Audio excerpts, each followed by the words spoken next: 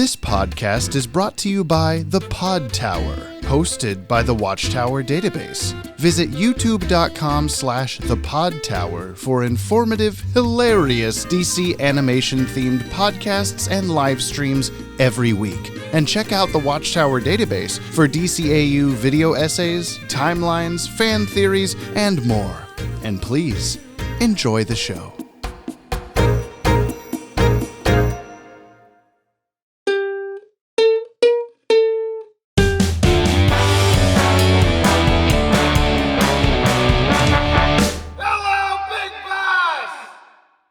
What is El Nino?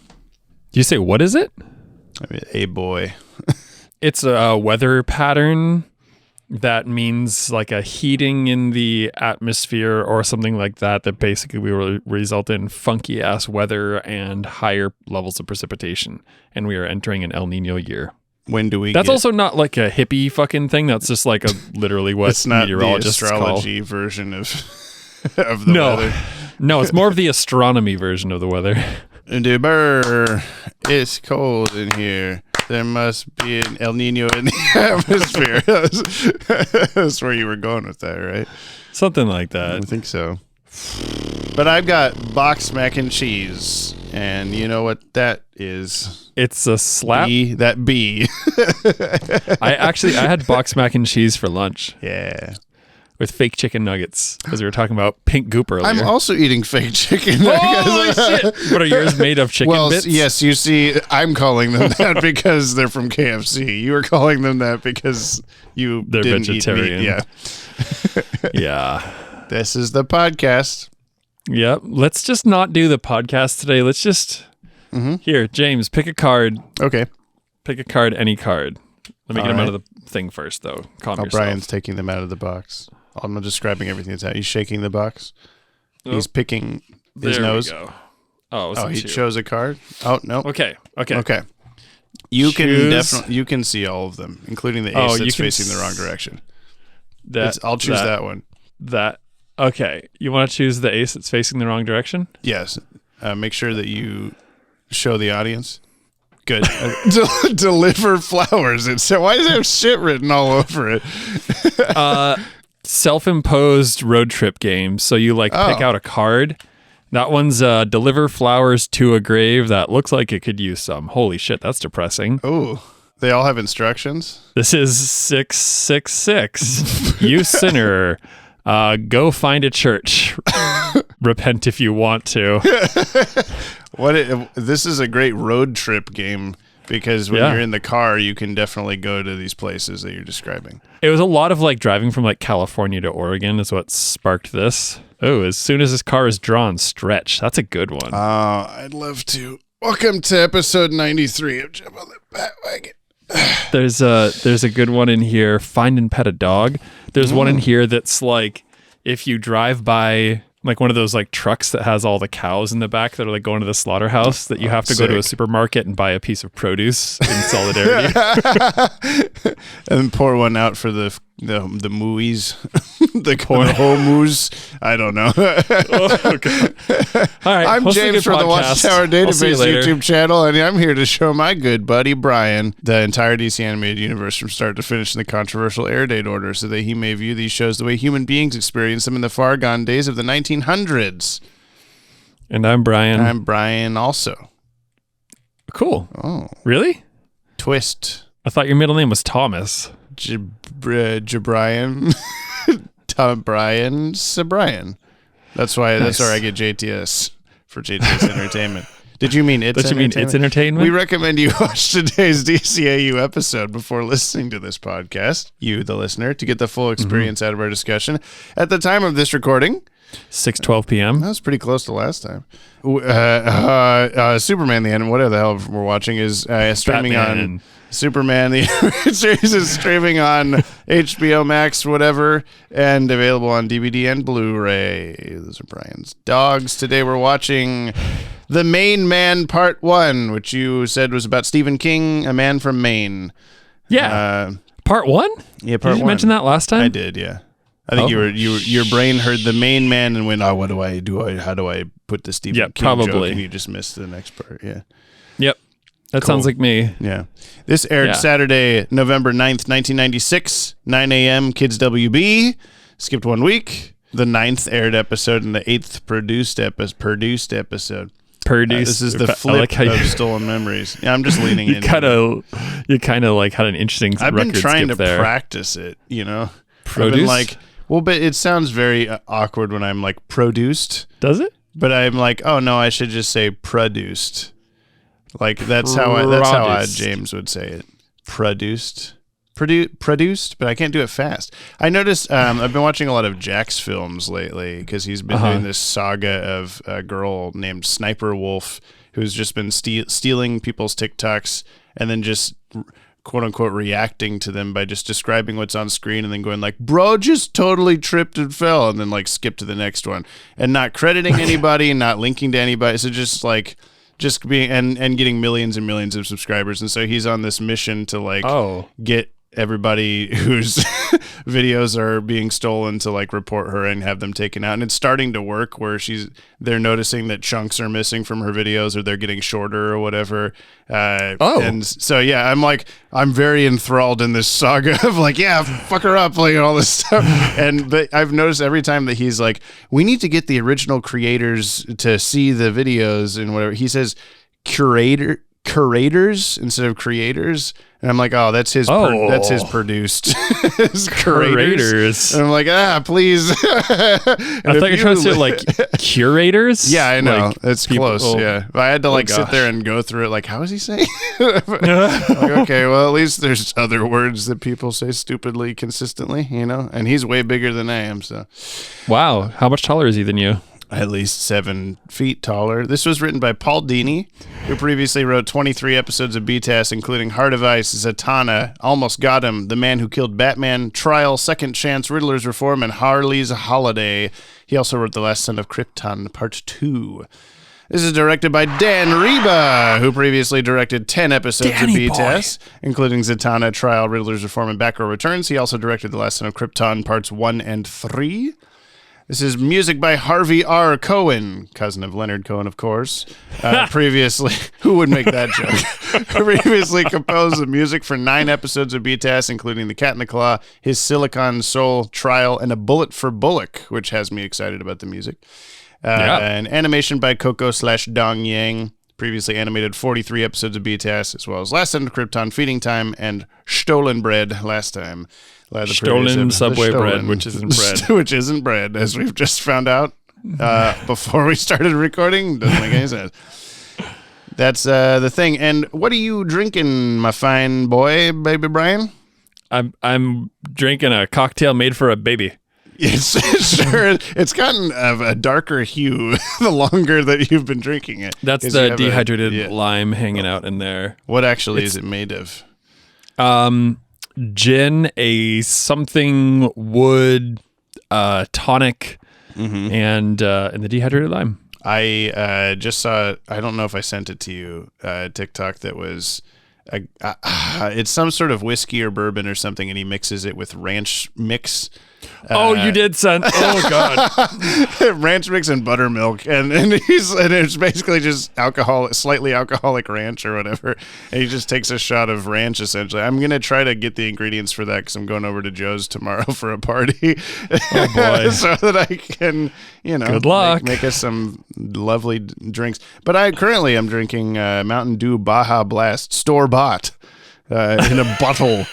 So at least I'm not drinking. Neither of us are just drinking boring old water. I'm sorry. Why today. did you say it so weird though? Lazarus Pit Baja Blast. Is that what you're getting at? Something like that. Yeah. Thank you to Mike the Tipped Apricot who bought our drinks today. Our friend. It's a little bit of an outdated message, but it's been meaning to do this since I was called upon, which was because the first time that we said that we had this buy me a coffee thing. We were just like, if Tipped Apricot wants, maybe Tipped Apricot would do it. Oh my God. But y'all are worth supporting. So here's some shots of apricot juice, and I hope y'all all are having a good day. They bought 5 Yoppie Bevs, which equates to 25 push-ups, which we must do at this second right now. Ready, go. I'm going to take my sweater off first. Okay, I'm not, so I'll beat you. I won't. Gotta get ready for this. There's a dog in my way. 2. Oh no, I live in a tiny house and there's a dog in my way. 5, tip-tap-ricot. 6, tip-tap-ricot. 7, tip-tap-ricot. 8, tip-tap-ricot. 9, tip-tap-ricot. 10, tip-tap-ricot. 11, tip-tap-ricot. 12, tip-tap-ricot. 13, tip-tap-ricot. 14, tip-tap-ricot. 15, tip-tap-ricot. 16. Oh, Jesus Christ. 16, tip-tap-ricot. 17. 19, Oh, tip-tap-ricot. 18. 2, Tip-tap-ricot. 19. Tip-tap-ricot. 20. Okay, hang on a second. Oh my God. I'm so weak and bad. Oh, Jamie, are you okay? I got 5 more. Hang on a second. 1, 2, 3. Fuck.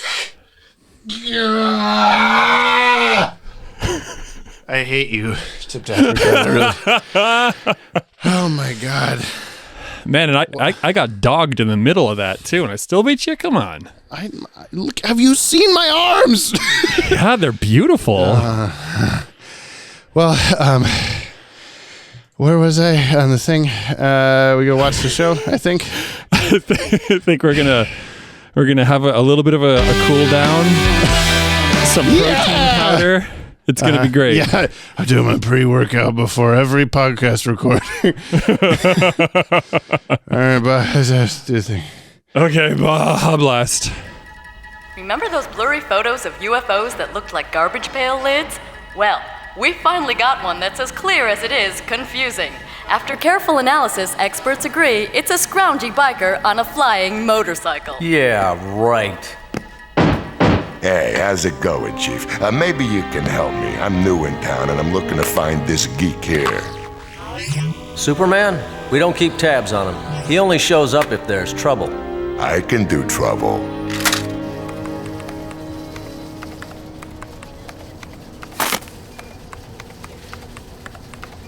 I'm confused, Kent.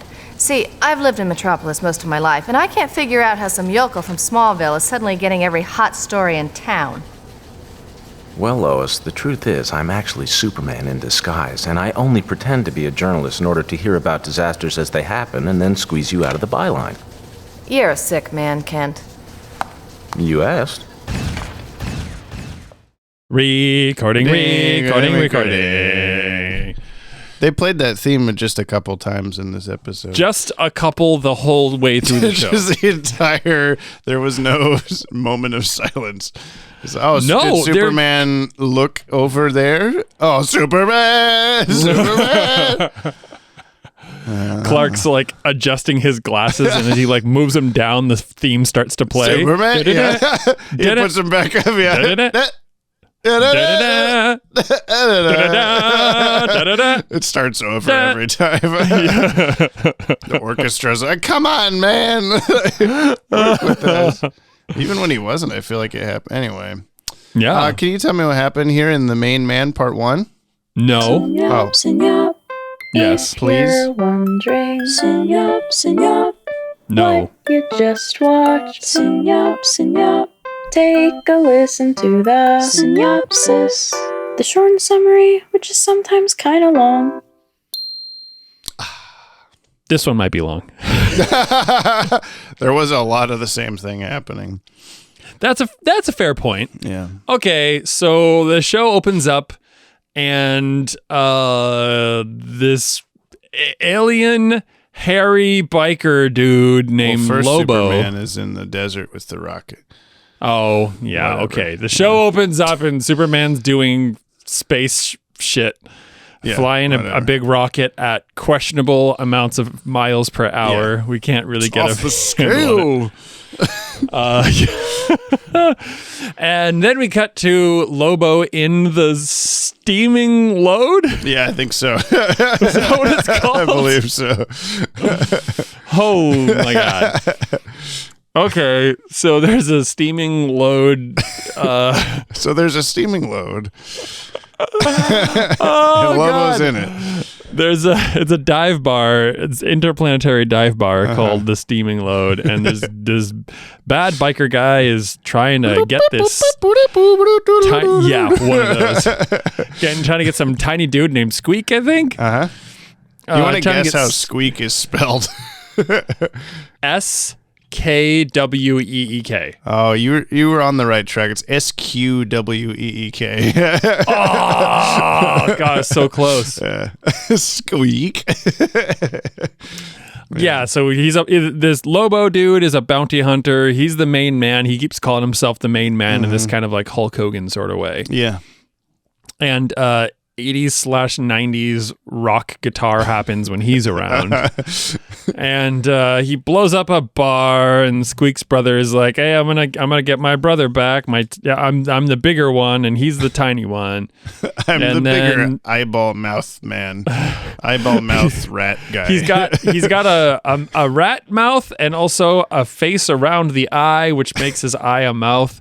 I don't know. Think he uses the normal mouth. I think he just only speaks with his eye mouth. Oh. Is the eye mouth a different being or is it still him? Who knows? Hard to say. And why isn't the other eye another person? But so Lobo's got his bounty and he's out in space, and this other wrinkly villain like tractor beams him in and is like, "Hey, I really like putting the last of species behind glass. What do you think about that?" And he's like, "I'll go get Superman." And he's like, "Sick." So Lobo goes to get Superman on Earth, and I'm looking forward to. And then another wrinkly villain, like in the Yoppie guide for this, and he's like, "Okay, sick." So Lobo's on Earth now, and he's like, "Superman, let's fight." And then Superman's like, "Hell yeah, let's fight." And then they fight.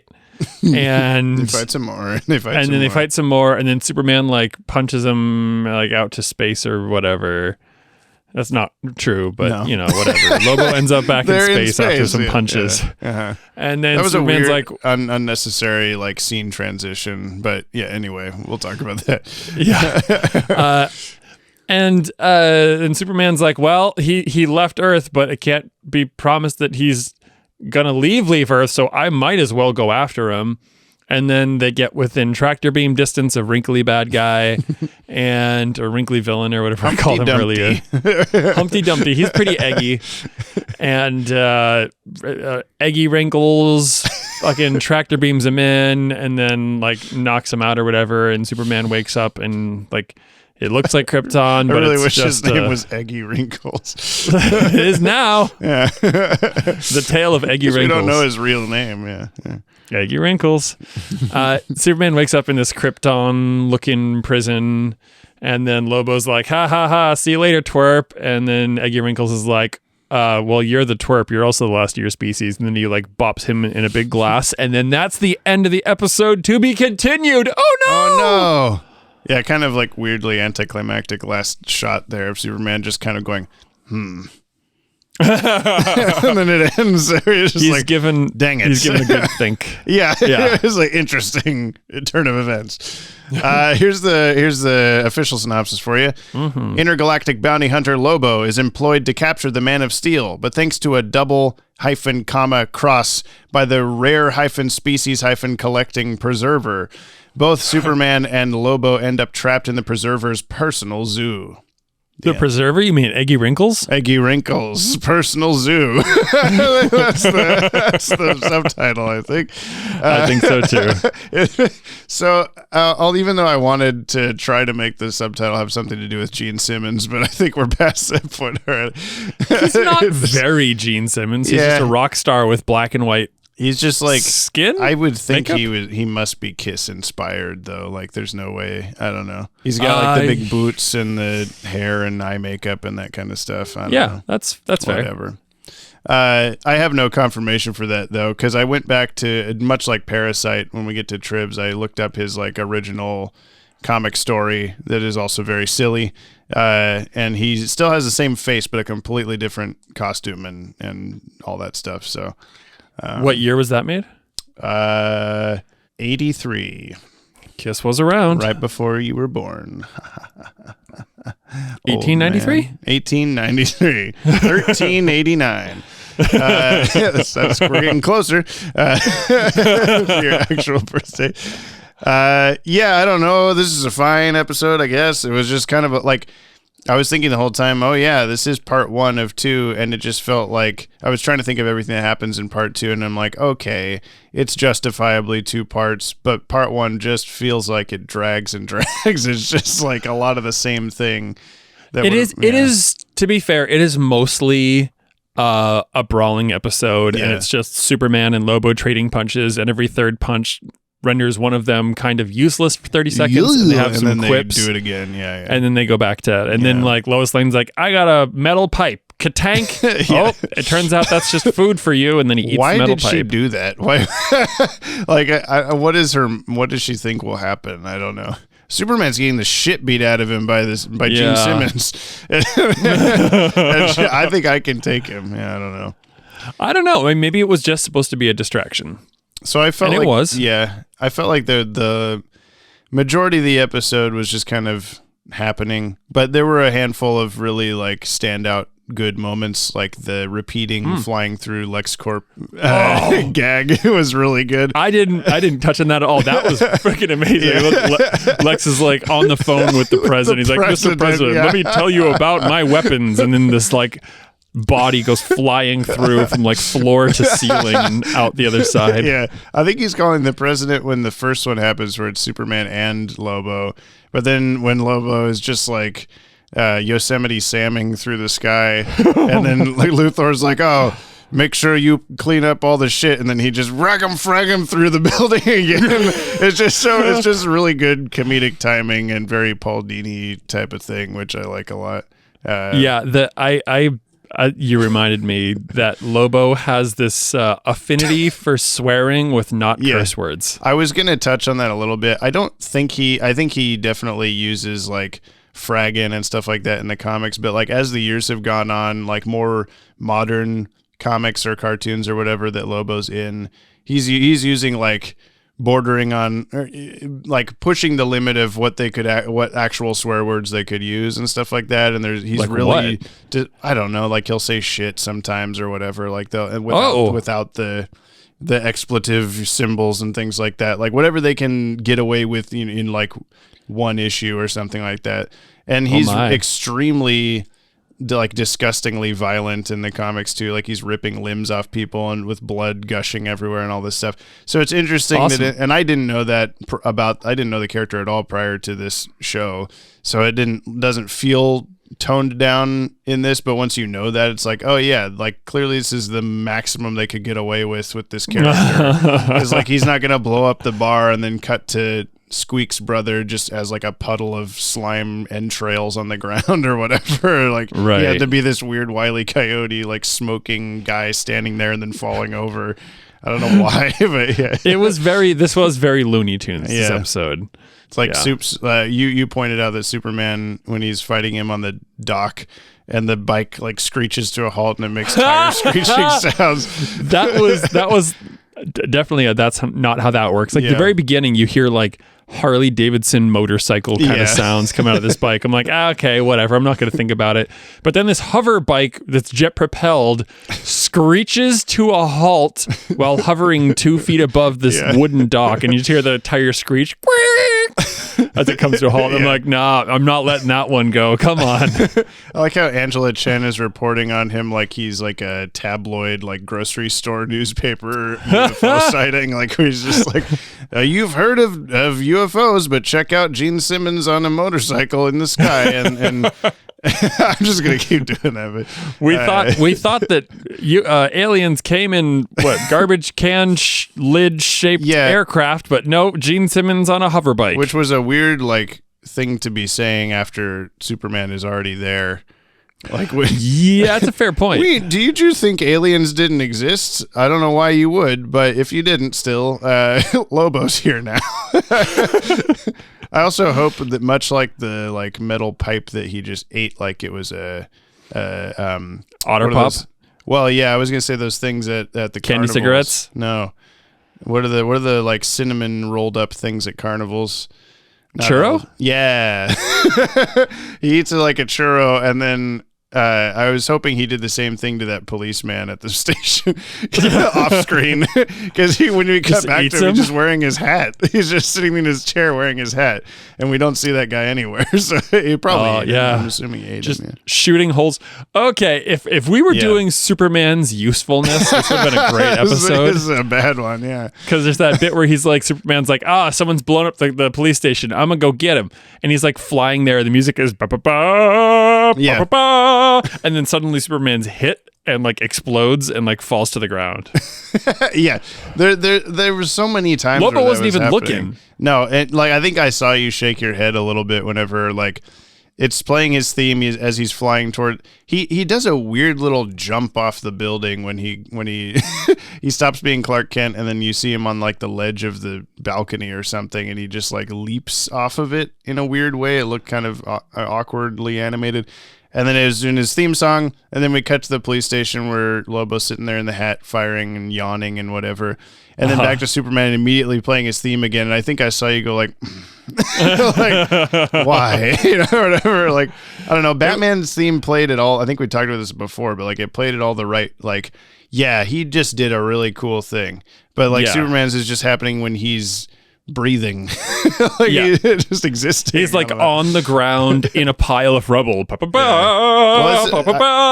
think this was this Harvey Cohen's first Superman episode. So I guess maybe they're still sort of ironing out the. Okay, this was half a step from a rock opera. It was, yeah. Just, the music almost never stopped was the main thing. Yeah, and it was very like I can't describe. You just have to put in like a quick clip of the music here or something.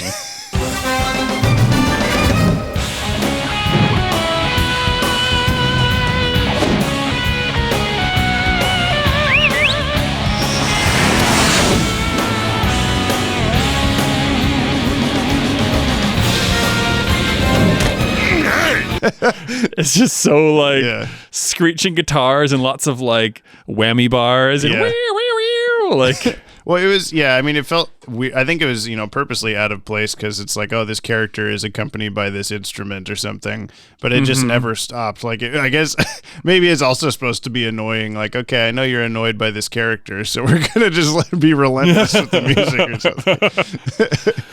I didn't think it was a bad episode, to be fair. It just like the story arc, it was a bit slow, and obviously like it sounds like there's too much information to put in one episode.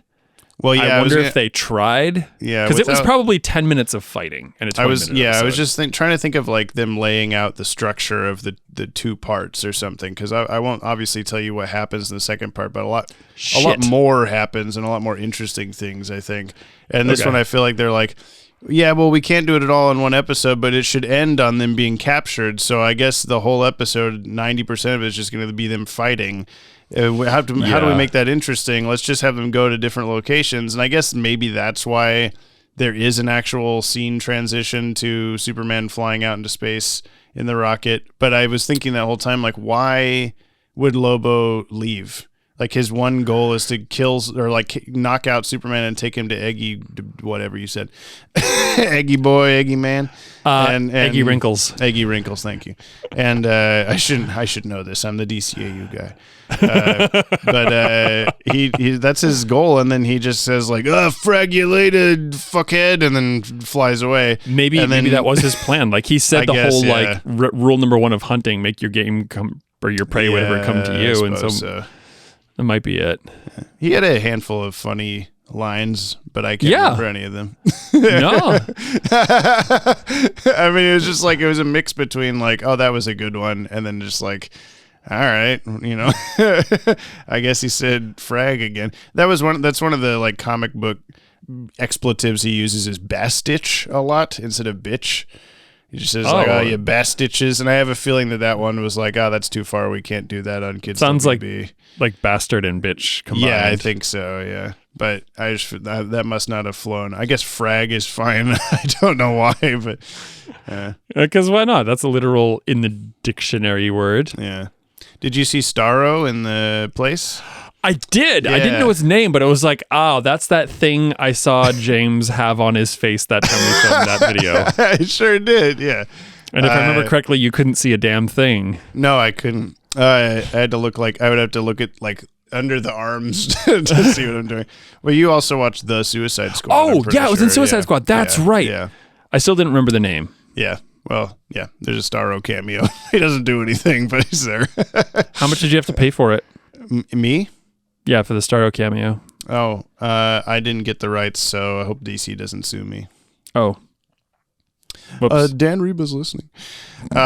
Say something nice about this episode because Dan's probably listening. We liked the guy in the bunker when they're doing the tests of the spaceship. He had a great head of hair. I liked him a lot. He looked great with what amount of hair that he had. I'm not gonna humor you on this one, He's Jamie. bald, I'm bald. Let me tell you the cast of this episode, okay? Okay. We have before you do David. that. Oh my God. I'm a bastard. You bastitch. Superman, Rose is a dog watching Superman. Superman, holy goddamn, it's Superman. Brian doesn't know this, but this isn't too far off from my lyrics to the song. Look at Superman! Sorry, it's kind of flat at the end there. Holy goddamn fucking Superman.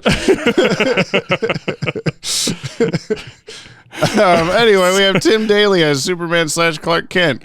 Dana Delaney as Lois Lane. Brad Garrett as Lobo. He was previously Goliath in Sideshow. Oh! And Bibbo Bibowski in The Last Son of Krypton and A Little Piece of Home. Bibbo Bibowski. I forgot about that guy. Yeah. What happened to him? Does he come back? Yeah, he'll be back. I want to see next episode, right? What?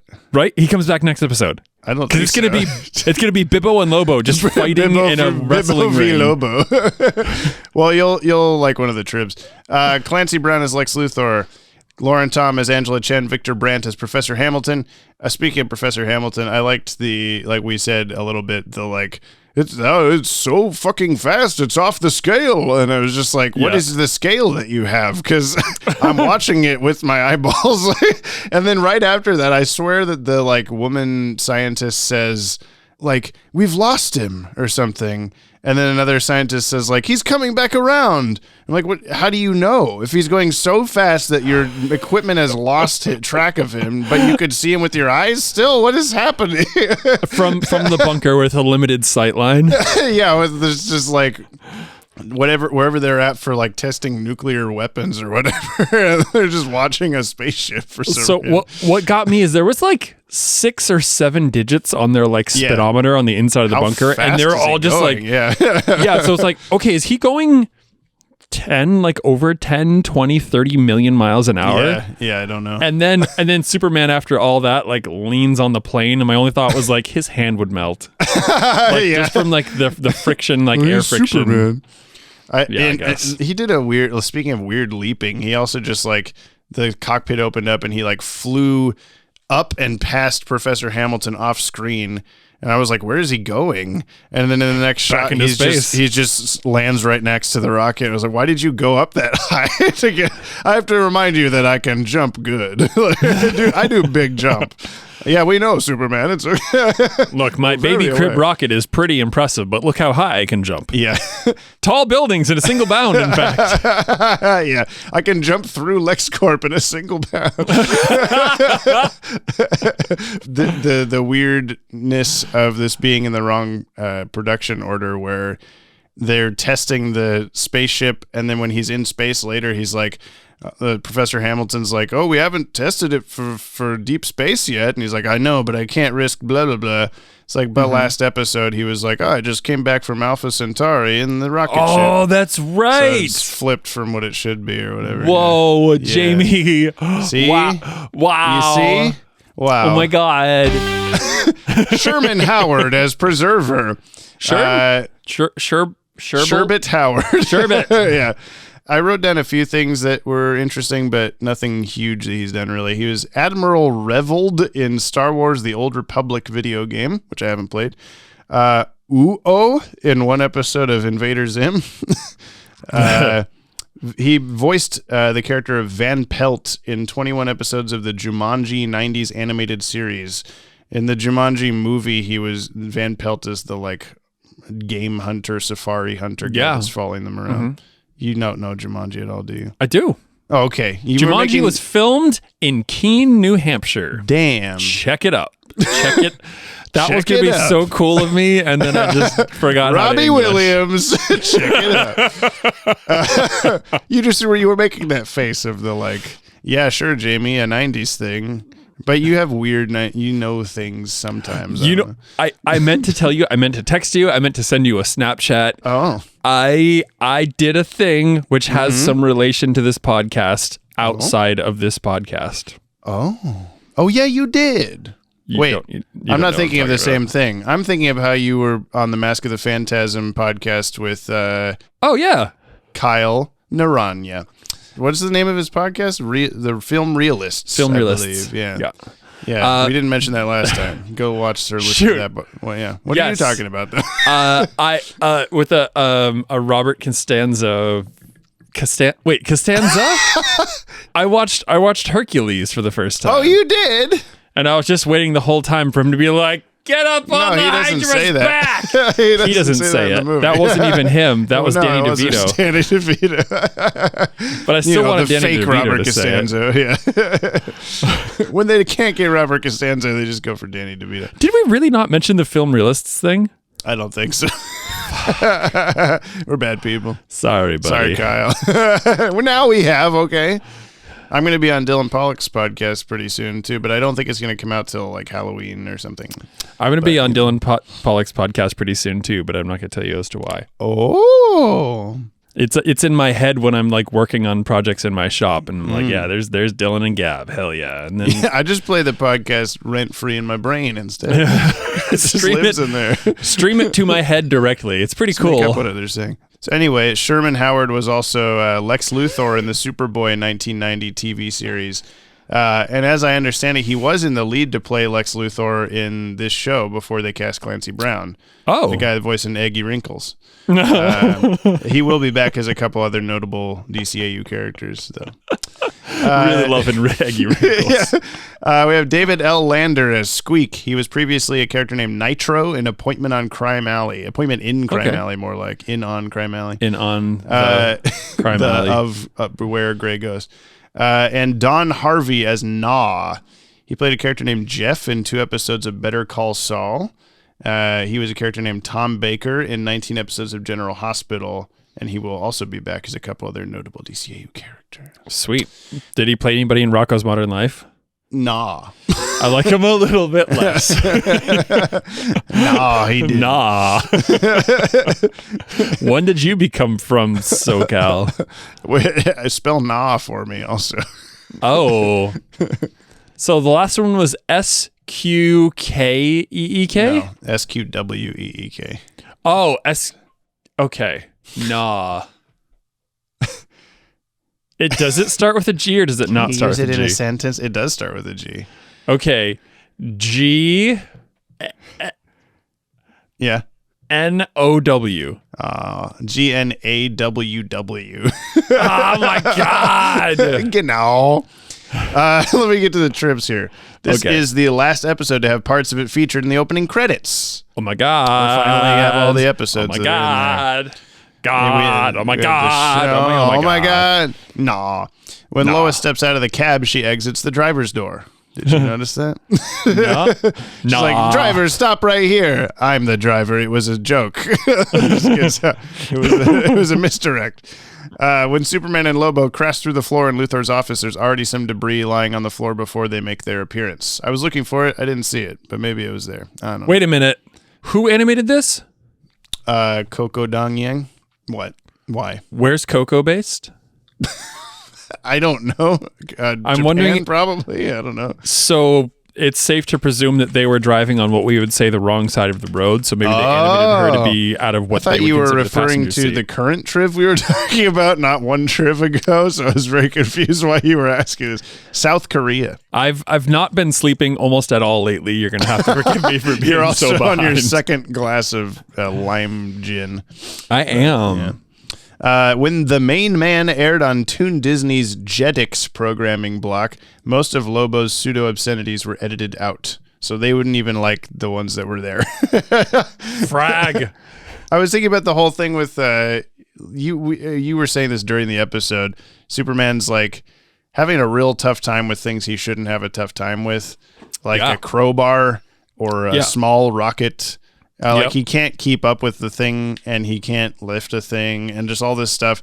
And I was just thinking about, like, we haven't quite gotten to like the worst offenders of this yet, but there are episodes where behind the scenes quotes about like, oh, we had to make Superman like weaker than he should be so that the bad guy looked more menacing or whatever. Like, oh my God, he just kicked the shit out of Superman. He just shit on Superman.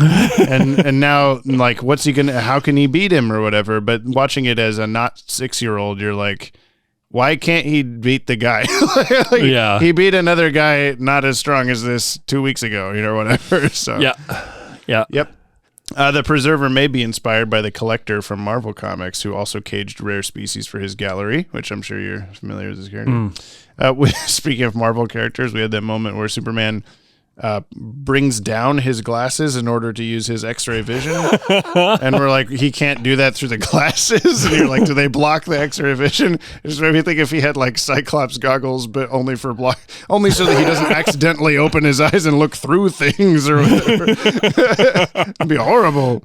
Lois walks up to him and he like lowers his glasses. He's like, "Oh my God, I'm so sorry." She's like, "Why what? are you wearing underwear today?" He said. This was another creep. Like bad guy is creepy toward Lois Lane episode, which was almost played off not as like that's a bad thing as the Metallo one was, which was not amazing, but like the Metallo one was like clearly this is the wrong thing for him to be doing, and Lobos was like, yeah, he's the bad guy, but it was a little more silly or whatever. I don't know.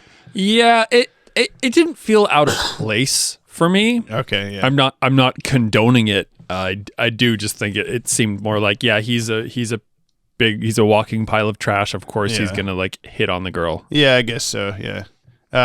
In the comics, Lobo's motorcycle hovercraft is referred to as the Space Hog. I think he called it his hog in this episode. He did call it his hog. Yeah. The model is a modified Spazfrag 666. Is the motorcycle Space Hog? Man, I gotta try to get one of those now. Yeah, just put that on your truck. It's fine. Oh, I got my water bottle is just covered in all these like applicable fandom stickers or whatever. Oh yes. I got KFC for food today, and the boy got a little kids meal that I didn't know KFC even had. And they don't have toys. They don't have like activity books. There's nothing like useful. It was just like a small pack of stickers, and it was all just like, oh, a little happy fried chicken, a little happy fries, a little, and in the middle it just has this giant one that says KFC Kid, and I just want to put that on my water bottle. I'm a KFC kid. All right, please do. I mean, you don't really have much in the way of real estate on that bottle, but like I have some space. I could put it on what there. the very very bottom of it. So anytime you take a drink, people see KFC Kid. It would actually be right on the opposite side here of where I drink from, between the Star Trek Next Generation one and the Proof Tony Stark Has a Heart one. But anyway, how the sound of Lobo's voice is carried in the vacuum of space is left unexplained. That's not how that works. But, Buzz. Whatever. Yeah, there's a few of those. Like we touched on the screeching rubber tires that didn't exist on a wooden dock. And yeah, the like, I think that's the thing for me is like what space cockroach man, like all this stuff. Yeah. I mean, we don't know those aren't real, but I mean, just the thing like you were mentioning with the crowbar and like Superman previously being shot by bullets and being like, haha, no effect on me. And then getting hit with the crowbar and being like, ow, don't do that. Yeah, that's not how that works either. The last trib I have is Lobo's origin story. So this was his first comic issue. Though his real name is unpronounceable, Lobo is roughly translated from the dialect of another DC alien race, the Kunds, meaning one who devours your entrails and thoroughly enjoys it. When Lobo was born, I'm gonna need a minute because that sounds like a good Thursday night to me. Yeah. Okay. That's why he was all after Lois Lane. When Lobo was born, his evil was so frighteningly apparent, the nurse who delivered him went insane and became the planet's first mental patient in 10 millennia after the infant Lobo chewed off 4 of her fingers. Inspired by the idea of genocide, Lobo created a swarm of lethal scorpion-like creatures. He set them on his people, wiping out his entire species but himself. And much like in the episode, he claimed it was a science project and gave himself an A. Yeah, in the episode, he said he blew up the planet to give himself an A. Yeah. Lobo first appeared in the Omega Men #3, June 1983, and wore a bright orange and purple costume. He leads a group of bounty hunters to board the ship of the Omega Men, a group of alien freedom fighters. He has been hired for countless bounty hunting jobs in DC lore since. Body hunting. Lobo's first encounter with Superman in the comics was in early 1990 Action Comics issues, when an alien warrior named Draga took an intergalactic taxi from a bar on another planet to Earth to kill Superman. Just as they left the bar, Lobo arrived and boozed it up while overhearing 2 other aliens discussing the odds of Draga's battle with Superman. The aliens got Lobo drunk enough to where he accepted a bet that he could kill Superman. Lobo, along with the bar's delivery guy Ralph and Bibbo Bibowski, traveled to the Fortress of Solitude. But Superman wasn't there. While the 3 were tooling around inside, Superman arrived. Lobo attacked Superman and the 2 brawled through the fortress. Superman escaped to a Kryptonian exosuit he had and battled Lobo outside while wearing the suit.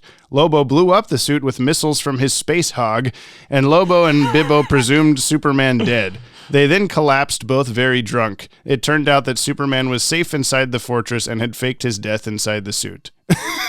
Oh, okay. So Lobo and Bibbo were fighting just an uninhabited spacesuit? Or a hologram or something. Yeah, I don't know. I don't quite get it. Yeah. That alien Draga that takes a taxi to go fight him in the first place, it will be in an episode later of Justice League. So I didn't know that he was tied into Lobo's first Superman encounter, which is kind of fun. You know. I do know. Let's do Superman's powers. We had a dreidel moment in this episode. He burst out of a flaming police car and dreidled his way to the steps of the police station. Do you not remember this? Yes. He gets shot through the building, yeah. There was a lot of fighting, and to remember individual moments is going to be a little bit of a struggle, but yes, I'm with you. But I don't think he necessarily had any new powers this episode. I don't think so. Did he have any new weaknesses? Yes, red sunlight. Oh yeah. Yeah. The heat lamp. Yeah, Eggy heat lamp. Yes. Well, I was thinking like the heat lamps used for chickens. Oh, so, I know. But yeah, that's kind of what it is. Eggy heat lamp. Eggy heat lamp. Yeah. No, what is a chicken? What is that called? The egg process. An incubator. Right? Oh. Incubation heat lamp. Hatching? What do you mean? Egg. What was? Oh my God. My brain is so bad at that where I'm trying to think of a word and it will latch onto another word. Okay. Earlier I was trying to think of the word shiitake. Like shiitake mushrooms. And I had the word, what is it, like shishito? Like the weird kind of shaped peppers. And I couldn't unthink of that. Cool. I'm sorry. Anyone same but different. Who was in middle school when Austin Powers 3 came out, like me, will know shiitake mushrooms quite well. Yes. But, that was from the third one, all the subtitles. That's a good gag. Classic. But it's very overdone in the schoolhouse, Did I tell you that I recently rewatched Austin Powers 2 in hearing that the whole franchise aged really well? What? No. What? Yeah, and I same thing. I like didn't believe it. I was like, no way. And they're like, no. Like every single thing is like very consensual. At times when like drunk girls are hitting on Austin, he's like, no, you're drunk. It's not right. Like the whole thing, like actually like legit. Well, he's got to be the opposite of James Bond, right? So, I guess so. In every way. Weird. Yeah. Was this episode books or hip hop? I'm gonna say hip hop. Hip hop. Nothing but. Nope. He's bald, I'm bald, we're all bald. But who's the baddest bald of all? It's James and Brian's final call. The Balderarchy. It's Eggy guy, right? It's yeah. I mean, Lex was in this episode too. He wasn't much of a bad guy other than like just communicating with the president. I'd give it to Eggy Wrinkles. Yeah, Eggy Wrinkles for sure. Sure. Let's. Because it was funny though, because I was going into this episode going, oh man, Lobo's got so much hair. There's no bald guy in this episode. I'm like, oh fuck, no, there is. Who could forget Eggy Wrinkles? I'm writing down a preserver. God damn it! I was writing Eggy Wrinkles. As you should. Why? What'd you write? What's his name? Yeah, like I said, I don't think we find out his actual name. So. Eggy Wrinkles. Yeah, so we have to put this on the top 10 because we only have 6 so far.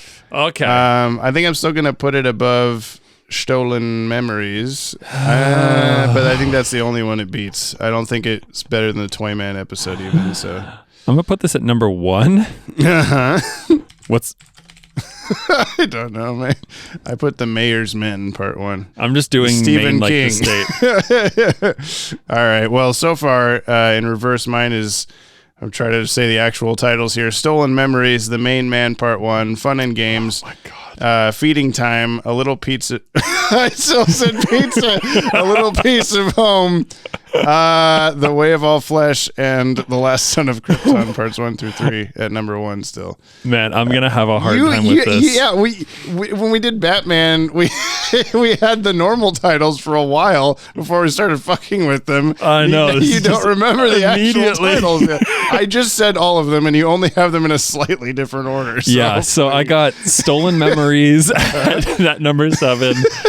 Much like, we're really close, actually. Actually, we might. No, yeah, we only have 2 and 3 flipped. Yeah. Yeah. Main Man at number 6. Fun and Games at number 5. Feeding Time at number 4. What is this one supposed to be? I didn't even notice. The Way of All Flesh. So you've written The Way Skin Be. Just how it do. At number 3, A Little Piece of Home at number 2, and The Last Son of Krypton Parts 1 through 3. To be fair, I fucked with all of these titles, except for The Way Skin Be. That must have been you. The Way Skin Be. So yeah, we have a pretty close, agreeable list so far. And it'll be interesting to see how quickly some of these get bumped off as we get to the 11th episode or whatever. The longest song of Krypton is going to be a hard one to kick off the top. That was great. I mean, yeah, it was a considering very it's 1 well-rounded, solid episode. Well, yeah, but still, story-wise, everything, yeah. I mean, stealing Magories, though, I don't know. Steal my memories, yeah. All right, and it's not going on the Yop 10. It's not beating any Batman episode so far. Nope. All right, we do the mail now. Yeah, we do the mail? Let's do some mail. And then when we come back, I'll tell Brian the things. About what the next mail. episode is. Yeah, I'll tell him about it. Remember what we just did? Let me tell you about it. Let's mail. The next episode title, and then you could probably guess what it's called right now, but That yacht. Stealing Magories Part 12. Put it over. We drop What we drop? our weekly yacht. Oh yeah, those. Into the comment box. Best! There sure was a lot. Jamie, why are you so mad? Too bad we're I'm wrong. mad. At least I am. Just Dylan Pollock. Dylan Pollock, everybody. If you'd like to reach out to us like the fire hand at the end of the Cat in the Claw Part 2, you can email or send a 60-second voice message to batwagonpod@gmail.com or leave a comment on today's episode on the Podtower YouTube channel. But please do not spoil anything past this episode for Brian. No. That means you, person listening. Yeah. This is from Brad. Brad. Superman's new power, not clickbait. It's canon for the list of powers segment, of course, but I want Brian to see this and describe what he thinks this new power is. I promise the real answer is weirder than anything he can come up with. And he's attached an image, Superman shooting rainbows out of his fingertips. And even I have no idea what this is called. The text says, "Please do not reveal the secret of Superman's new power." And a man in front is saying, "Great Scott! I know Superman can fly and has super strength, but his new power is fantastic." And then a cameraman is saying, "I'll have to photograph the effects of Superman's new power or they'll never believe me." I'm going to guess because if it's rainbows, like there's some really low-hanging fruit that we're just not going to touch on there. Well, we're not talking about pink kryptonite, so. Right. I'm going to guess it's either super tanning abilities or he makes things grow, and I'm leaning towards making things grow. Grow, okay. Like as if a plant was under a grow lamp.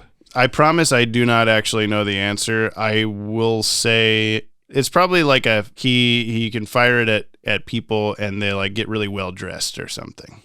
They're like suddenly like that man on the street, I shot him with my rainbow hand, rainbow fingers, and then now he's wearing like a big boa and like he looks great. Maybe it makes the David Bowie song Fashion play. Mm-hmm.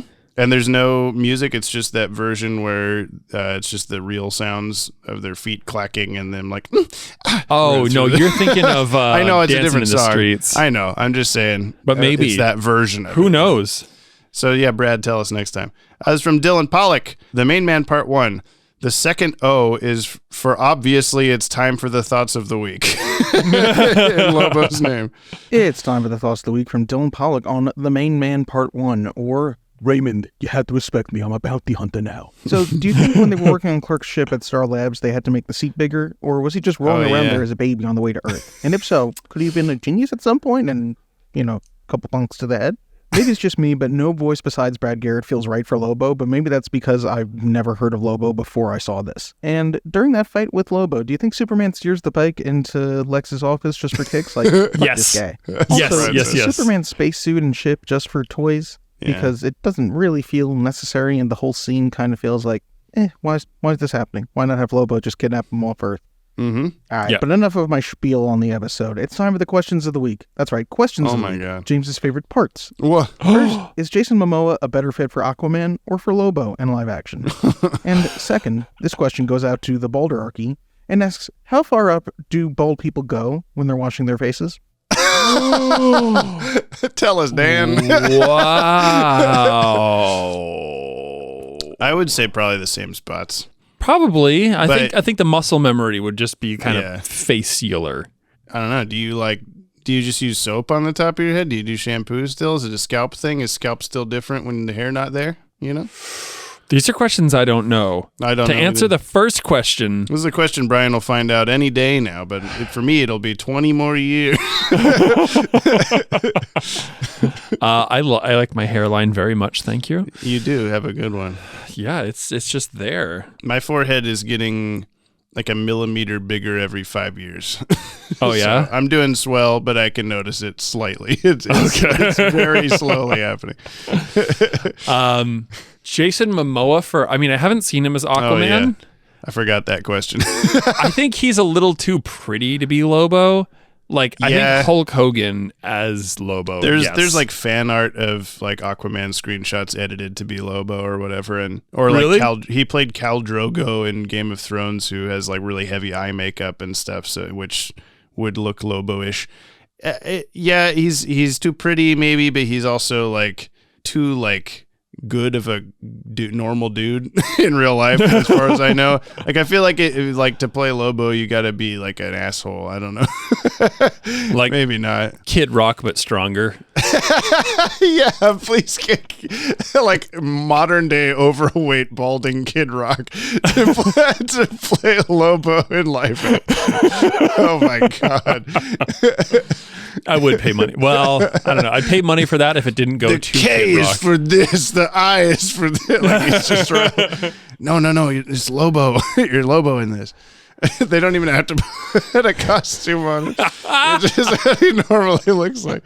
Just give Kid Rock a hover bike. Yeah, I mean, Aquaman I see him as Aquaman now, so it'd be hard to, but I don't, who knows how much longer he'll be Aquaman. So I was just looking at pictures of, there was a TV show called Krypton a few years ago that was like about Superman's grandpa or something like that. Like they were trying to do a prequel thing.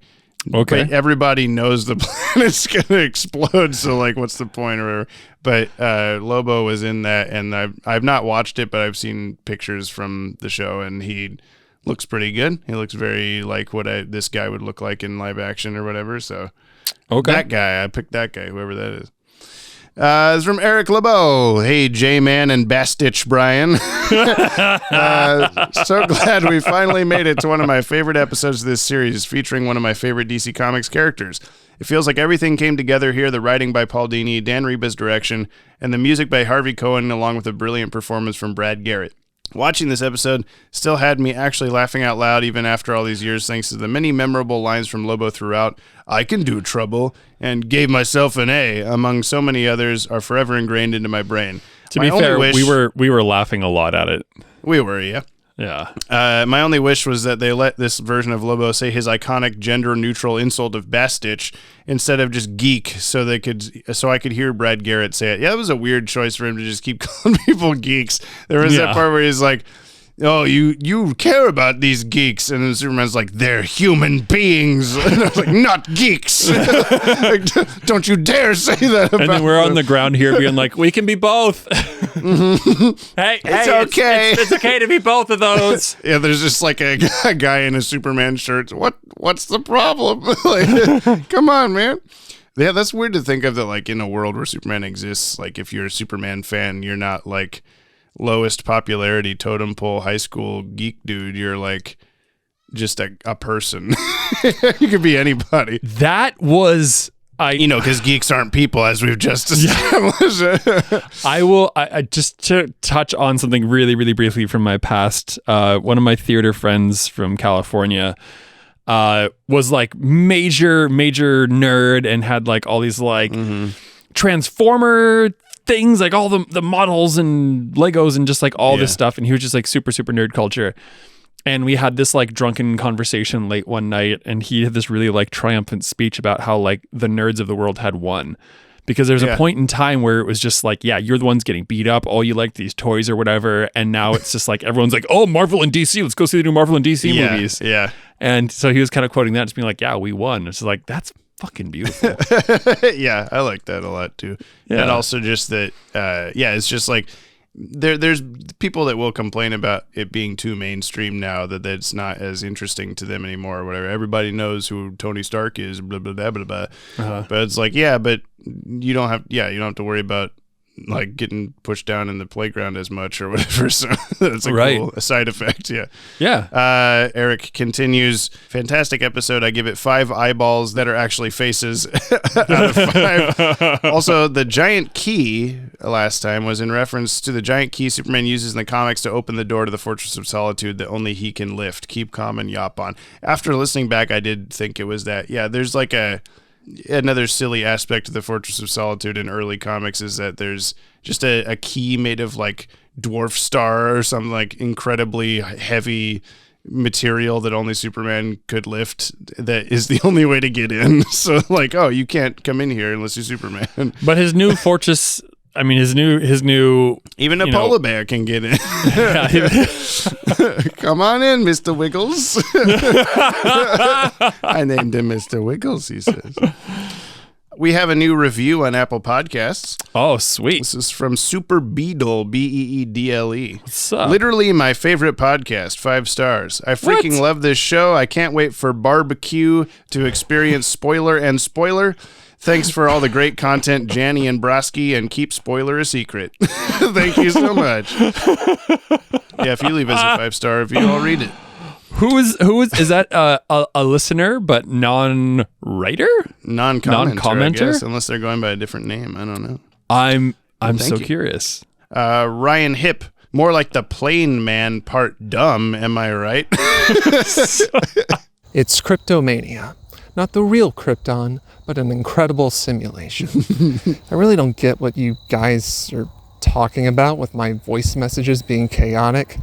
I think that's just a load of crazy talk. Zizzy Baluba. So we've made it to probably the most famous scene, oh hi car, in this entire show.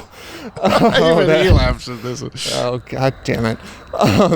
Your sick man Kent scene, which I mean it perfectly encapsulates like why I love this version of Clark. I'm kind of glad it became the most famous scene in the whole show because we some didn't talk people about this at all. like framing Clark just in general as a galoot or Jesus Christ, a himbo. But I mean I like it when Clark is just a normal guy, like confident and smart and clever and stuff. Okay, question of the week from Dylan Bollocks.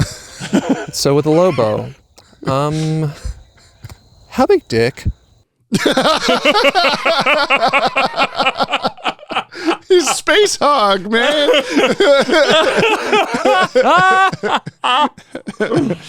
It's got a skull on the front of it. Oh my god. We didn't talk at all about the scene of like, Clark, how do you always beat me to the story? And he's like, well, come in close, Lois. I'm actually Superman and I pretended blah, blah, blah. And she's like, yeah, fuck off, and leaves. And he's just like, you asked or whatever. He just reveals everything. It is a pretty like famous moment from the show that we just didn't touch on at all. Yeah. I guess because it just seems so absurd. But to be fair, the reality of people working with Clark covering covering lots of Superman activities, not being like, wow, that looks an awful lot exactly like Clark without glasses. Yeah. Like, I mean, you're someone that, like, I associate you as a glasses wearer. You wear glasses most of the time. You look exactly like you, but without glasses when you have them off. So, yeah, I think for me, I just kind of brushed it away as absurdity. It's obviously a very common, like, conversation about that concept of Superman, that part of his world. Someone had pointed out to me sort of recently that I hadn't thought of in this way before is like, on one hand, people like you, the viewer, are looking at Superman all the time, but a normal person, like in this episode, the amount of times a normal person was up close, other than Lois Lane, she's kind of the exception of like, come on, lady, you figure it out. It's like he slams into the ground face first, for one. And all those people around him are like, oh, dude, are you okay? And then by the time he gets up, Lobo's there and they all scram and run away. Nobody gets a good look at him. He's never, when he's on the news, he's like flying away a million miles away in the sky and all this stuff. But then also the aspect of just like, Superman is not a kind of person that maybe the populace would assume even has an alternate identity. Like, why would he be hiding in plain sight kind of guy? So like no one's like suspecting like, I wonder who Superman might be. They just assume he's Superman, the end, or whatever. So I guess it makes more sense than Batman and Bruce Wayne of like, oh, who's this guy? He's got to just be some guy, versus Superman is alien guy. I get it, but also like again, I mentioned this kind of briefly at the start of that. Like Lois has had like several one-on-one, face-to-face, him not flying away or fighting people conversations. She should be like, holy fuck, you look exactly like somebody I work with. Exact same size, same build. Yeah. When Superman or when Clark is doing the like, well, Lois, I'm actually Superman. He like moves his glasses down even. Yeah. And she doesn't go like, oh, you're right or whatever. But and then there's also the whole like, why does it matter if she knows, you know? Like there's the Spider-Man aspect of like, ooh, people who love me will be in trouble or whatever. But then meanwhile, Lois is like, fuck you, guy, I've got a pipe. Like, you're already there being in trouble. Like, it's just not going to change anything. That's a fair point. She's just in situations all the time. Anyway, well, that will continue, I'm sure, for the rest of this entire thing podcast. Lanola Cola, tug on the super cape. This email is now a two-parter. Good morning / afternoon / evening, James Corbin and Brian Danielson. To another edition of Tug on the Super Cape. Much like this week's episode, this Tug on the Super Cape is a two-parter because I missed the episode Stolen Memories, a.k.a. hitting Brainiac right in the orbs. To keep my thoughts on the episode brief, Superman is suddenly in space, with Supes' spaceship having its actual first flight in the next episode. I'm beginning to second-guess my previous comment that continuity would be better in STAS. The Chin aliens ship that Brainiac hijacked can handle the rigors of space travel, but is susceptible to mid-1990s Earth-based surface-to-air missiles. I hope Brainiac downloading himself into the LexCorp database doesn't lead to anything in the future. And now to the main event, Main Man, a.k.a. Superman in Space Parts 2 and 3, / The Last Son of Krypton versus The Last Son of Zarnia, Dawn of the Two-Parter. Now we get introduced to DC's parody of the 90s comic book anti-hero Lobo. His first scene felt more reminiscent of a Looney Tunes bit, but I think it conveyed who Lobo is well enough. He's got the brashness and kid-friendly vulgarity of a typical 90s comic book anti-hero, but he doesn't take himself very seriously, unlike his contemporaries. I'm getting a kick out of his fraggin' Zarnian, especially when he effortlessly blasted Superman out of the sky while messing up the police station. And I can't believe the Preserver is infringing on Brainiac's gimmick, but with a bit of people are alike all over from the Twilight Zone to his gimmick. As for that starfish creature shown in Part 1, I have a funny feeling about that guy, although not as funny as Emperor Spooge. Also, no ejected shells in these episodes, but I wanted to point out how the cops' weapons are clearly modeled after M16s. This reminded me that I wanted to comment that the guards for the banknote in A Little Piece of Home carried AK-styled weapons, but couldn't think of a way to incorporate it into my message. That's it for now until we yap again. Thank you, Lanola Cola. Thank you. Fiacra Horgan, thoughts on Stolen Memories. Bring it. Hey, Brian and James. Hey. First thought, less than 2 seconds into Stolen Memories, that is one chunky Batmobile-looking truck. Looks like Lex is stealing Earl Cooper's schematics. I really like Brainiac's design here. Those shoulders are broad.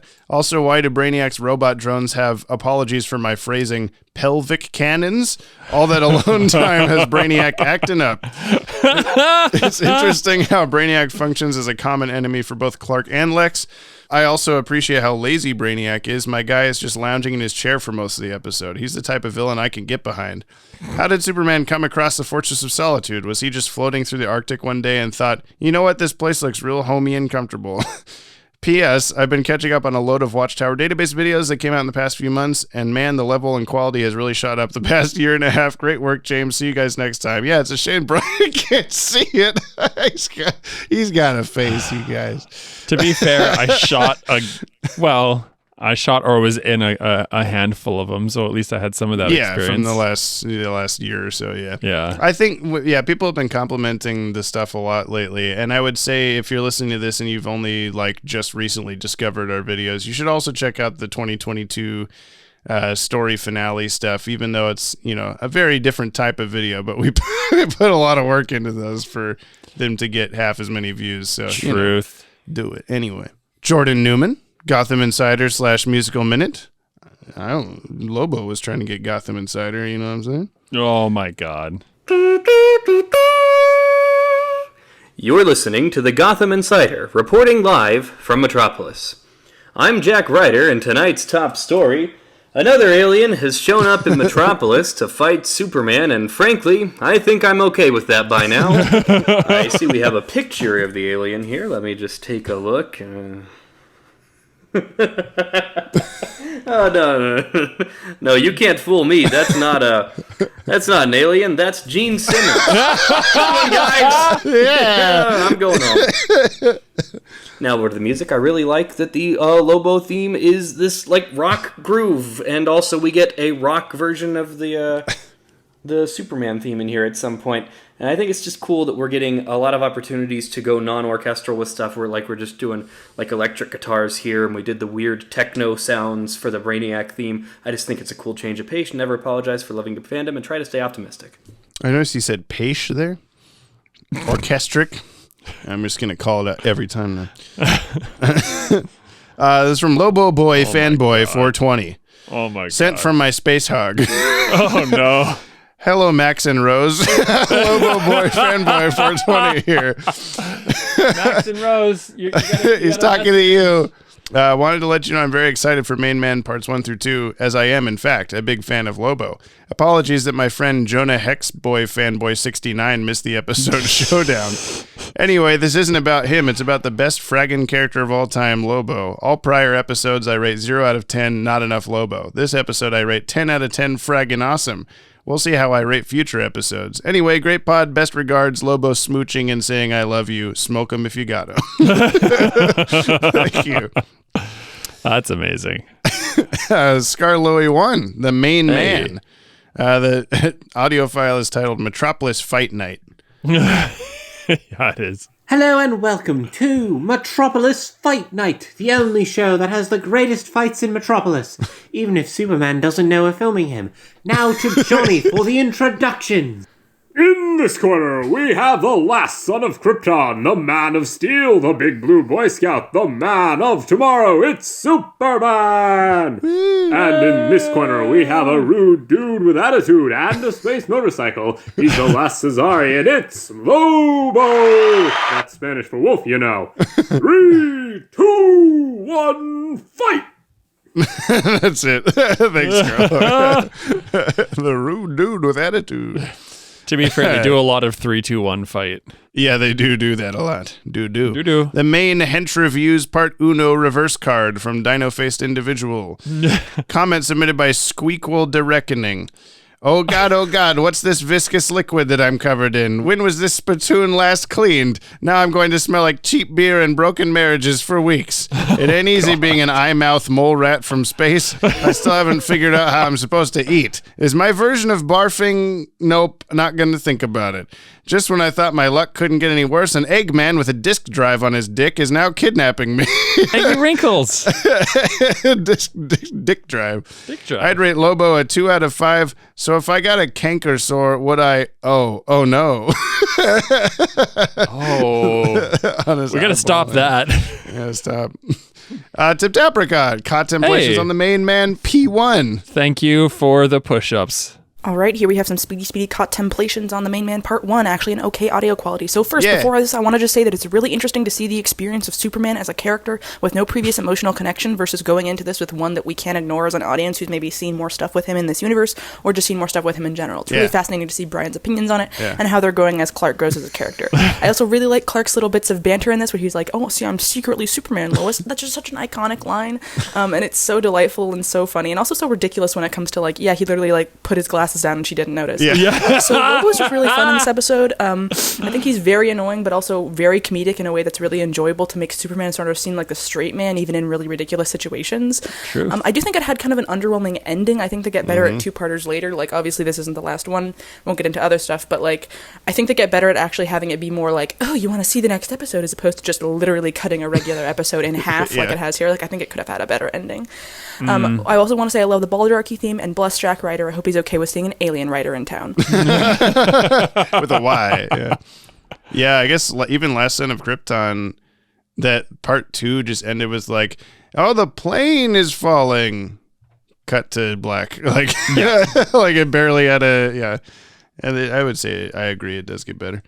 Let's jump over to comments on last episode, which is Stolen Memories or Brainiac's Ball Pit on the Podtower YouTube channel. Evil Banana Man says not okay. Oh, there it is. Okay, it is right off the bat. Just get it out of the way. Okay. Charles Moda Sierra. Regarding the main man, very cool episode. Not much to say except not watching a 2-parter in one sitting is terrible. I'm sure Dylan will agree. I guess it fucking sucked to be a human being in the Fargun days of the 1990s. Yeah. Fun fact, since brother Brazzle Dazzle Doo is into Marvel, it might be interesting for him to know that in the same event that gave us Dark Claw, the Batman-Wolverine amalgamation, we also got Lobo the Duck. Lobo plus Howard the Duck. Are you aware of this DC Marvel thing? No. It was a early 90s JLA Avengers crossover thing that happened, and then they did this like amalgam series where it was like a Marvel character and a DC character combined in like an alternate universe. There was Dark Claw, which was Batman and Wolverine, and Superman and Captain America, probably, I think. Wonder Woman and Thor, I think. So just a bunch of stuff. Okay. And then, the Lobo the Duck, I guess, was one of them too. All right. By the way, the bottled city of Kandor sounds terrible on paper, but the way it's written in the Silver Age is so weirdly fun. I'll take your word for it. Old King Cole. I remember the difference from a rhyme I think I heard in the Berenstein Bears. Stalactite and stalagmite, every cave's got 'em. Tights are on top and mites are on bottom. Okay. There you go, Jamie. That's good. It's the Berenstain Bears, though, so you remembered wrong. LexCorp cares. Hey, Jason Bumpin'. Thanks for your honest reporting on Superman's polar bear labor violations. Am I this humping? I guess. This was a tough week at LexCorp. Mr. Luthor had just gotten over losing his best friend, John Corbin, and was really hoping that Brainiac would be different. When Mr. Luthor's face drew close to Brainiac's, we all really thought a merger could happen. Sadly, it was not to be. We could have fixed the ozone together, Brainiac. Now Superman's polar bear workforce has even more to worry about. I guess we're stuck staring at that scrap of code and wondering what might have been. I guess every rose has its Luthorn. LexCorp. Ooh, wow. Ooh. Rupert Murdoch. Jungi Fulmer. First up, I want to say the new Watchtower video was great. Love the format. Can't wait until years later when you guys get to cover the subject matter in question. Thank you. Brian can't see it. Orchestric qualities for the win, and your tangents are perfect as they are. Thank you. Good, because that's all it is. The Banana Baby. Goo Goo Gaga translation. So my brother is here? Where's my dad? It all started with him being okay. Oh, my God. Is somebody going to write this down? I don't know. There's a saga going on here. This is from The Phantasm. Oh. I remember as a kid, Corey Burton's performance as Brainiac blew me away and has since become one of my favorite voice actors. He has such an incredible range, and I often struggle to believe that he's the one voicing so many characters I know because almost none of them sound alike. Yeah, Corey Burton do a good job, especially with like how he's just barely doing voice acting. He's just like monotone speaking, and it's still very like creepy and cold and good. It's amazing. And Mark Aquino, First Last, The Main Man Part 1, or Crazy Weird Alien Shit for the win. Oh, I've been looking forward to this one ever since this collective S-Tash rewatch started. People, I love this story. First off, Brad Garrett as Lobo, Mamma Mia Pizza Pie, he absolutely brings it. I teased back in my comment for Sideshow that Garrett would be back as a more notable character in the DCAU, and boy is Lobo more notable. Oh, I'm forgetting Bibbo Babowski. Sure, the character is scummy. Why not scrummy? Scrummy even. Now. Scrum. But Garrett's performance and Paul Dini's dialogue make him so damn entertaining to watch. He's got so many great lines in this episode that I still quote to myself every now and then. Feels like I'm being torn apart. Cool. Yeah. The that more was you pretty move, funny. Why didn't we talk about that? It was, yeah. As previously mentioned in the header above, this episode has more crazy, weird alien shit towards the beginning with Lobo's introduction. A character as nihilistic and extremely 90s as him going toe-to-toe with Clark is really entertaining to watch. Also, as I'm sure Jordan will point out, I really dig the guitar and drums being added to the main Superman theme whenever he's about to gain the upper hand on Lobo. I find it interesting that when Superman flies into space, he's wearing a spacesuit for oxygen, despite every other iteration of old lentil soup, not having any problem breathing in space without one. Also, the repurposing of his Kryptonian baby space toboggan into a ship is a neat idea. When he opens the hatch and jumps out to fight Lobo, I couldn't resist shouting, "To infinity and beyond!" It does look very Buzz Lightyear. Yeah. It's just got a red Superman symbol instead. His little wings pop out. Superman, you're flying! This isn't flying. This is falling with style. If you thought part 1 was wild, oh, you sweet summer child, wait till you see part 2. Okay. Boss biggest bear hugs to the #1 podcast host in this your multiverse of ours, Jilted Lovers, and Bossa Nova Borzoi. Bourgeois? I don't know how you say this. Borzoi. Yeah, it's a relation to the Long Boy dogs. The "What can I do it for you?" Oh, that's a Borzoi.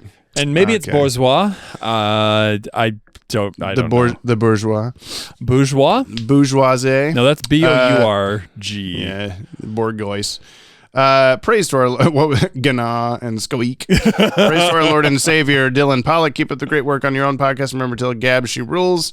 Likewise, as wait, well. Wait, all the names of what? Dylan, do you do that every time? Like, yeah, you need to be weekly telling Gab that she rules. Yeah. Why else do I say it if not for you to do it? Dylan.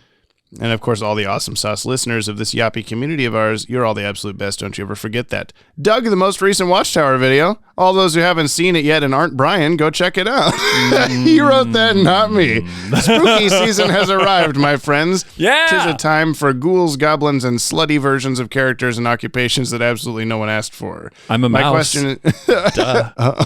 My question for everyone in this Yoppie community this week, what are your favorite Halloween traditions? Now, if you'll excuse me, I'll be in line for the most anticipated film for the rest of the year, the Taylor Swift concert movie, which, judging by the ticket pre-sales, is about to save movie theaters and cinema as a whole. You're welcome, Scorsese. Till next week, big ol' whoosh, I just flew away. yeah, I'm not going to go see that, but obviously I'm going to go see Saw X. So, you know. I'm trying to go. I tried to go with Joe last weekend. It didn't work. I asked him to go this coming weekend, and he's like, I can't. I'm stuff. I'm Joe. That's exactly what Joe sounds like. And I don't want to go see it by myself because who would do that? So, yeah, weirdos like you should go do it. Yeah, that makes Bring sense. your baby. Yeah. Well, I felt really like stupid. Cool, good story. I was, yeah, the end. Thanks for letting know. Because I'm, you know, there's 9 other Saw movies before this, and each one of them comes after the other one, pretty much. Spoilers to say otherwise, but not that you would give a shit, but to the listener. But I was like, okay, so I'm glad I've seen the 9th one now, so I can go see the 10th one. And then I looked at the synopsis when I was looking up ticket prices. And it was like, taking place between Saw 1 and 2, the blah, blah, blah, blah. And I was like, oh, so I really didn't need to watch 9 other ones, just 2. But oh, okay. my God. Well, whatever. Are you going to watch these in the controversial air date order? I should, yeah. That's what I would always recommend. The next episode is called The Main Man Part 2. Wouldn't you know it? What do you think's going to happen? I think Superman is going to get out of his pen. And I think he's going to reluctantly bust Lobo out of his pen as well. How do you think he's going to get out? Using his brain, because his brawn doesn't work right now. I mean, that's true. But yeah, I know it is. What object or otherwise would you say he uses to get out? His perfect singing voice, and he's going to seduce Eggy Wrinkles? Is that what his name is? Yeah. He's gonna seduce Eggy Wrinkles to open up his pen, and then just before they're about to kiss, Superman's gonna knee him in the Eggy Wrinkles. And that puts a whole other context on that. The wrinkly eggles. and then Superman's gonna run away going hee. Well, you're wrong. It's actually a space rhino. We'll see you next time, everybody. Not a joke. What? You've got to be kidding me. No, I get to decide when I give spoilers to Brian, but yeah, he uses a space rhino to get out of there. So anyway, fuck. Okay. Well, thanks, listener, for hanging out. Hanging out down the street. Space rhino releasing me. I don't know. Yeah. There you All go. All right. Bye. Let's see end you next this week or whatever. Let's end this on a real down note. Just okay. Well, you've listened. Adios, Wrinkles. You want any more rare dork snag? You got my number. Actually, there is one other being I need for my collection. The last Zarnian. Ha! That's rich. I'm the last Zarnian. I fragged the rest of the planet for my high school science project. Gave myself an A.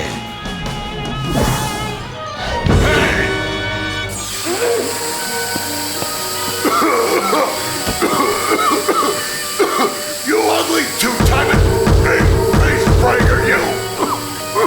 Just carved your own headstone. Nobody double crosses the main man. Nobody.